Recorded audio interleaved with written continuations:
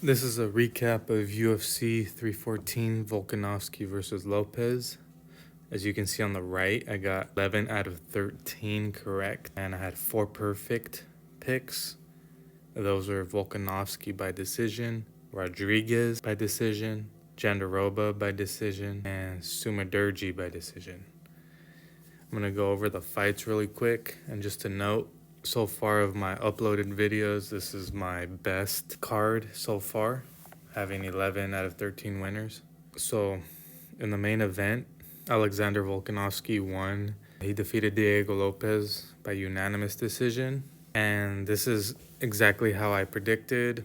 I felt like Diego Lopez hadn't faced competition as elite, technically wise, as Alexander. And it proved to be correct because Alexander was more technically efficient with his striking and was mostly able to get out of danger, even though he did get landed on and dropped once. But despite those scary moments, he was able to be sharp and elusive while at the same time landing his own strikes and winning the fight game by having more output and making sure he was gonna win the fight on the judges' scorecards. And I will note that Diego Lopez did seem like he had what it took to win, but for some reason he didn't. He just wasn't able to capitalize. If I was in his corner in the 5th round, at the very least, I would have told him to just go for broke and just unload everything he had, just punches and bunches, put himself in the fire. And I think he would have been able to put Alexander down. And in the co-main event, we had Paddy Pimblett versus Michael Chandler. Paddy won by KO in round 3. Now, I was correct in this pick, but I'll admit I was surprised that Paddy was able to win in this fashion. I thought he would at most just win a decision, maybe even a robbery, because I definitely feel like he, at this point in the UFC, he's the next up. And Michael Chandler is, although he's popular, it's out with the old and with the new sort of thing. So the UFC definitely wanted Paddy to win, and if it went to the scorecards, I think he would have won regardless of the fight, even if Michael was dominant. Unless it was a clear domination by Chandler, I don't think he would have won the fight at all. But Paddy won, and I guess this does show that he has some skill to compete with the top of the UFC. Chandler is not the cream of the crop at this point, but he definitely is a good test. And on this fight, I did lay down a bet of $170 on Paddy, and it returned a profit of $100. Next fight, Yair Rodriguez versus Patricio Pitbull. This one I got correct. I just felt like Pitbull was too old. I felt like he's a little too late to the party. And as far as the fight went, Yair did seem more vicious, did seem like he was throwing with the intention to hurt Pitbull, to knock him out. And just like I mentioned in my prediction video, I felt like this fight would be a little different compared to the Brian Ortega video, where I thought Brian Ortega fairly played with Yair's mind. He was playing mind games on Yair by bringing his family around and children in hopes of bringing down Yair's senses and aggression towards him, even if subconsciously. Yair was a different animal, the animal we know him to be, and he fought a good fight, and I was impressed by his performance. And then Gene Silva versus Bryce Mitchell. Sadly, John Silva won by submission, ninja choke. I did predict John Silva to win. I did mention that I was just hoping that Bryce Mitchell would win. And I also said if Bryce had any hopes of winning, he would need to relentlessly shoot takedowns. Excuse me. Just takedowns, just like Torrence McKinney, just like this dude down here, just like Mitch Raposo. Like, avoid the striking game and just, he should have been drilling takedowns and slipping punches and just ground game his whole fight camp. But it doesn't seem like that's what he did, nor that was his game plan. So in the future, we gotta dock Bryce Mitchell a little bit as far as game planning, intelligence, and if that was his game plan, then game plan execution, because he was definitely trying to strike with him, and even the takedowns he shot wasn't able to get him.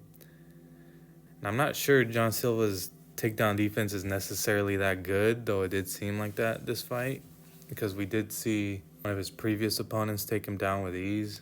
So I honestly feel like Bryce Mitchell froze a little bit in this fight, in the weigh-ins and the face-offs. I didn't make a video about it, but when I was looking at Bryce Mitchell in the face-offs, he looked kind of stiff. The moment was getting to him.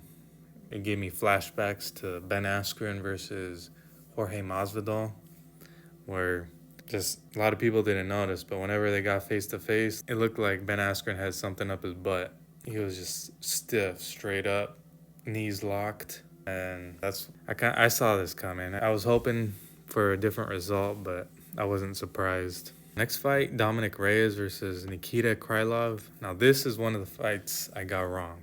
Dominic Reyes did good. This weight class, anybody can put each other down. Honestly, if you land, it can be over. And from this point on, I got to give Dominic his props. He's been able to put it together. This was a valid opponent who went after him at moments. And though the fight didn't go very long, Dominic did a good job and showed he had the ability and the determination to win at this division. So good on him. Now this fight, Dan Ige versus Sean Woodson, this is total BS. And even on the scorecards, because they mentioned that after the fact, they mentioned that on the judges' scorecards, they had given Dan Ige the first 2 rounds. So it's like, oh, it's not a big deal that they stopped the fight in the third. Moments like this, it kind of seems to me like they're just trying to cover their asses, because that was horrible. That's a robbery. Because Sean Woodson, he was hurt, wobbled, but he was still alert and covering up, trying to recover.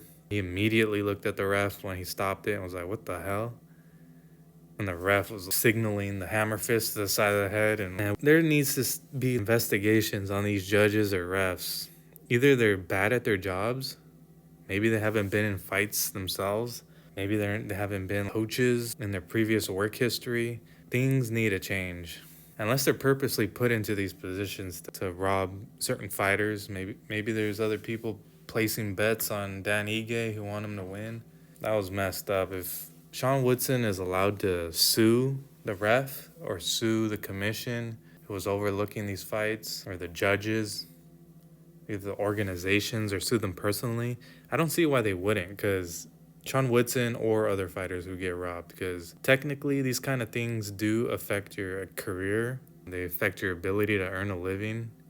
Because when you win, you get up towards eventually you get pushed up towards a title fight. And if you reach the title fight, you get the title, then you get pay-per-view points. So these have real life effects. These bad decisions have real life consequences. Next, we had Verna Jandiroba. And also to mention, this was technically had Nikita Krylov versus Dominic Reyes was my one wrong pick. Dan Ige versus Sean Woodson. This right here in this topology was counted wrong, but I don't agree with it. It was a robbery. So I feel like this was technically a 12 out of 13. Verna Jandiroba versus Xiaonan Yan. I got this pick correct. After the weigh-ins, I felt like maybe Xiaonan Yan could pull this off, because she looked a little bit bigger than I had thought she was when they faced off. But something to note for the future, Yan's ground game is not very good. She's put into submission threats very easily. She's taken down a little too easily. So if she goes up against someone again, could take down offense, I'm not going to be favoring Yan. And as far as Verna, as far as both of them, their striking exchanges seemed kind of even. But it was just Verna Jandiroba's takedown abilities and submission threats that really took over this fight. Next, Chase Hooper versus Jim Miller. The rest of everything else I got correct. So Chase Hooper, like I said, this dude has all the advantages. He even said in his post-fight speech, stop giving him the old dudes, give him some young bucks. Even though Jim Miller did put up a fight and cracked him early on, other than that, it was pretty much a domination. He just controlled him on the ground, took him down, controlled him on the ground the whole time. This is one of those type of picks. It's obvious. This is what's supposed to happen. And it is a fight, but it's unlikely that Jim Miller will win. Although he could, it's more likely that the favorite Chase Hooper will win. The next fight, Julian Erosa versus Darren Elkins. I thought this would be a little more competitive than it was. Julian Erosa completely dominated Darren Elkins to the point where it seemed a little elder abuse. It looked kind of sad. Just because Darren Elkins, you could tell he was a warrior, was trying to survive and fight back. And I don't think it was because he couldn't. I think it just because of age, perhaps. Wear and tear on his body. But Julian won. And I saw on Twitter or Instagram X that Darren Elkins was removed from the roster. And if this is true, that's kind of messed up, especially for them to do it so quickly after the fight. Seems kind of disrespectful because Darren Elkins, he's bled a lot for the UFC, put on a lot of exciting performances. And at the very least, I think they should have let him know so he could retire in the cage if he wanted to, or at least say goodbye in the cage. But like I said, I don't know if that's even true or not. Next, we had Michael Oleksiejczuk, I'm not even going to try, versus Cedricus Dumas. Cedricus Dumas is worse than I thought. I thought this was another toss-up, though I got it correct. Cal dominated Cedric badly. And Dumas was just like, anytime Michael was throwing at him, Dumas was covering up. And he was covering up in a way where it was not intelligent. Like an amateur, just curling up, trying to absorb the hits. Or scurrying away in a way he was scared, or it was not UFC level. Reminded me of Lionheart Smith. When someone lands on you, you don't want to just blatantly quit and I quit, or jump out the cage, but you just curl up and cover up because your ref is going to stop the fight. But you don't want to fight back, or you can't fight back. That's what this situation was. And I'll be surprised if we ever see Cedric Dumas again in the UFC. Next fight, Sumadurgi versus Mitch Raposo, I got correct. Another ridiculous, although not as ridiculous as Mitch Raposo's last split decision loss. Sumadurgi won. He was the one trying to inflict damage the whole fight. And don't get me wrong, I got this correct, but don't get me wrong, Mitch Raposo could have won this just based off his takedowns. Because we know in some cases with some fighters, if they were to act the same game plan, they would have been given the decision. Just like Torrence Finney last week. All he did was takedowns, ground control the whole fight, 4 significant strikes, and they gave him the win. That's pretty much what Mitch Raposo did this fight. It's almost identical, but in this case, they didn't give him the win. And something else to note is the commentary in this case was though I think it's rightfully so, they were ragging on Mitch Raposo. Oh, he's getting these takedowns, but he's not doing anything with them. He needs to do more. Sumadurgi's the one landing shots, inflicting damage. Versus last week when Torrence Finney was doing the same thing, just takedowns, head in between his opponent's legs, taking a whiff of his balls. The commentary team was like, when the commentary team heard the results at the end of Torrence Finney's fight, and they heard that it was a decision split, they were like, oh, how could the judge give his opponent, well, I don't understand. They're acting all baffled. They couldn't understand why. So it's very inconsistent. That's why you got to take things into account like that. And you got to vary up your parlays. And you also just got to recognize favored fighters over unfavored fighters with privilege. Next fight, Marco Tulio versus Tresean Gore. This was a war. I hope we see Tresean Gore again because he was game the entire time. He was getting teed off on. But the entire time he was in the fight, and you could tell that he was ready to he was trying to land something big and put Marco down. He was dangerous. And even when they stopped the fight, he did grab the ref's legs, but he stopped soon after that because he realized it was the ref, so he was still there. He was still fighting back, so maybe it was a little early, but not totally mad with the stoppage because he was getting annihilated. In the first fight of the night, it was Nora Cornell versus Haley Cohen. All of them correct. Like I said, I got this correct. So these fights unnerve me because, especially in a women's fight, you just never know.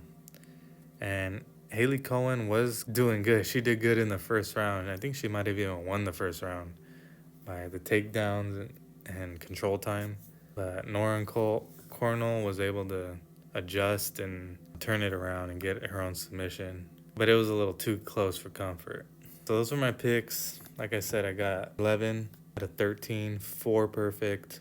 I feel like it's 12 out of 13 because Woodson definitely got robbed. And I will post some other things that you'll see, maybe in the thumbnail, or if you want to follow my X page or even Instagram, you can see some of the things I post. I had one parlay that was, I think, 2 picks away. I think it was these 2 exact picks. Or it was actually the Woodson and the Krylov. I was 2 off from hitting a perfect parlay bet. I won a couple other small ones, lost a handful of small bets, but I did win the Patty Pimblett $170 bet. So I would overall just estimate I came out even on the night. Anyway, I hope other people had better luck than I did. Post in the comments any success that you had, and I'll see you guys later for the next week's picks.